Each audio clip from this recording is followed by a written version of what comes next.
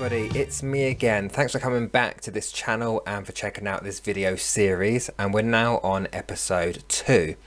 And in this episode we're going to talk about an impactful spiritual moment, and in this case it's going to be about a spirit manifestation.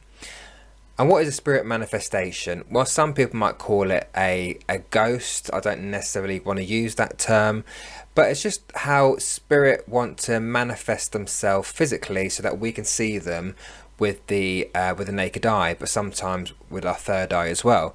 But no, it's how spirits want to present themselves at that particular moment. And I wouldn't necessarily have believed in spirit manifestations myself until I actually experienced it for myself. And that's because although I do what I do, I still have I still have that logical side of my mind, right, which we all have. And I have those moments of, I need to see things sometimes or experience things in order to believe them. And that's a lot of how I operate. I don't put every single thing down to spirit, but if they show me something, they make me witness or experience something, then I can't deny it, right? And this is that case. And spirit if I talk about very briefly about past mediumship. Mediumship these days is very much mind-to-mind communication, which means that we're communicating with spirit with the mind, all right? It's called mental mediumship. Now, back in the late 1800s, early to mid-1900s, spirit mediumship was slightly different in the sense that physical mediumship operated a lot more back then. Yes, there were a lot of frauds within that movement as well, but physical mediumship from the point where spirits could manifest and show themselves to people that were sensitive enough to see them. It doesn't happen so much these days because the earth that we live on today is so dense and so heavy. If you look at just the technology that we have that clogs up the airwaves, we have phone towers, microwaves, satellites, all this kind of stuff, and that really makes our atmosphere heavy. Back then they didn't have all those things, so to see spirit was a lot easier than it is today. So moving on to this example, it was going back to, I think, maybe 2018, 2019. I was still relatively new into my spiritual development and my mediumship. And at the time, myself and my partner were living in a flat in London. And just to give you a visual, the way the flat was set out, along the corridor, if I'm looking up towards the bedrooms, the front door was on the right, the kitchen was directly opposite on the left, and it's just an archway. There's no door to the kitchen, it was just an archway, and at the end were the bathrooms, the bedrooms, and behind was the living room. So we both got up this particular morning. I was going to work, my other half had the day off, and as we were going towards the kitchen, and as I was about to turn to go out the front door, as I turned around, I got a very quick flash of the manifestation of a spirit boy stood in our kitchen. And it kind of startled me a little bit, and to the point where I thought, okay, am I just a bit tired? Have I imagined that? Have I just magicked that up in my head? But I thought, no, there's no reason why I would see this particular boy who I have got no connection to in our kitchen.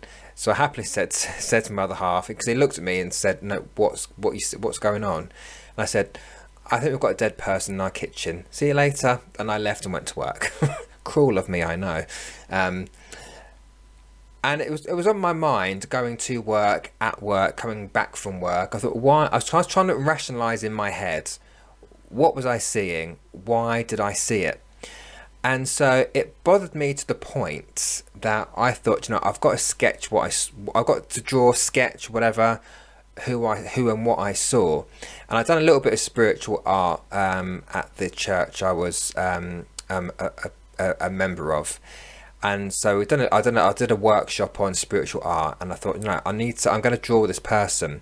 So I sketched just the face of what I saw of this young boy. And after I'd sketched him and drawn him just with charcoal, I just did what I saw. I channeled into him and I asked for information, because what I like is validation. If you're going to show me something, back it up with information. I don't just go, oh, I've seen that, it must be true. No, give me evidence, give me a backup of who you are, so I can try and figure out some way, who are you? So I did that. I got a load of information, and I thought, do you know what? I'm going to put this out to the public, because by that point I had a Facebook page. And I thought, I'm going to put it out. I don't normally do things like that because, no one's asked me for a reading, but it bothered me for some reason. So I thought I need to put it out there. And so I put up my Facebook page and I said, does anybody recognize the face of this boy? I've got information about him, but if you recognize the face, I've got a name, and the name was Adam. If anyone recognize this person, let me know. Not long after that, I received a message from somebody who I knew in Cambridge. Didn't know her very well, but she followed myself and two other of my comrades at that time. We were a drag. I was a drag queen for 12 years, and we were part of a drag group. And this lovely lady was one of our followers. She come and see all our shows. Lovely lady, and she messaged me to say I recognise that person and with that name. And I said, okay, do you mind then if I give you information about what I picked up, just so we can confirm this person belongs to you? She said, yeah, absolutely, but I can't talk now. I'm at work. So what I decided to do is just be brave, and rather than have that back and forth interaction about what information I had coming through, I decided just to give what I got. So I had no validation for any of the information at all. I just thought, no, I'm going to trust what I've got here, and I'm just going to give the information that I picked up. She came back to me, and she was quite amazed at what I'd picked up, because everything I had said was absolutely true. His name, I also picked up how he passed, I picked up his personality, I picked up where he passed, and all bits and pieces which I now can't remember, but she understood that, and it was actually a partner who had taken his own life many years before. And the interesting thing is, the partner, he showed himself to me as a kid. He didn't pass as a kid, he passed as an adult, but for his own reasons, which I won't go into, he showed me himself as that child. And she actually sent me a photograph of him as a child compared to the drawing that I had drawn as well, and the likeness is very similar. So what's the lesson here? So the lesson there that I learned from that, and this is something that you can take as well, is that I learned to trust what I see and what I sense and what I feel, because since that point I have seen a couple more manifestations as well. And because of my first experience, this one, I know that I can trust the other things that I do see. It doesn't happen very often. As I say, in 6 to 7 years I've been doing this, I've only seen about 4 manifestations maybe. Not very often, but it does happen. But I know now to acknowledge it and to say, yes, okay, I saw that, and if I need to get information about that, so I'm able to give a message to someone, then again I'll do a similar thing. I will draw them, I'll put it out there, or it depends what the situation is. But I say the same thing to you, is trust what you see, trust what you experience, and trust what you feel. No one can tell you what you see, hear and feel, because you've got your own working eyeballs, your own ears and your own body. Unfortunately, there are people out there who have partners, friends and family which say, nah, it's a load of rubbish, love. Nah, you need a bit of sleep. Maybe you're stressed. Maybe you're seeing things. You can't tell me what I'm seeing with my eyeballs, because they're my eyeballs, not yours. So sometimes it's tough if you're in a family or a friendship circle who are quite skeptical of these things, but who cares? It's you that's experiencing these things, so it's you that feels it and sees it. So allow yourself to trust those things. And you might want to do what I do. I always look up for backup. I always look up for the evidence. I always look for, okay, can you validate what that is? What are you giving me? What am I trying to say?